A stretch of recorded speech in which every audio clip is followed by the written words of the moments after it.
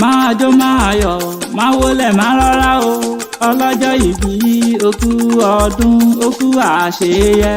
máa jó máa yọ̀ máa wólẹ̀ máa rọra o ọlọ́jọ́ ìbí okú ọdún okú àṣeyẹ.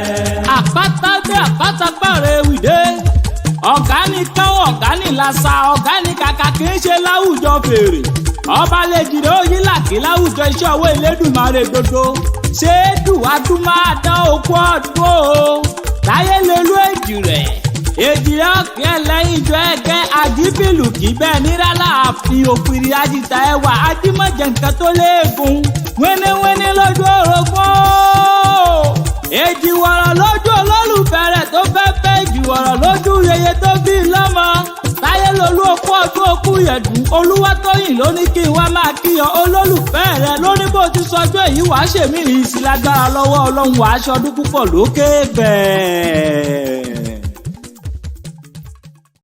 Hi guys, welcome to our YouTube channel, 2A Media House.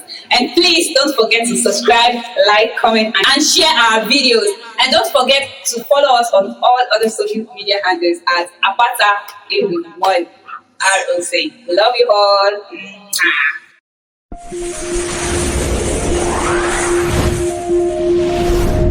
Kindly click like and subscribe to our YouTube channel and press the notification button for more. Thank you.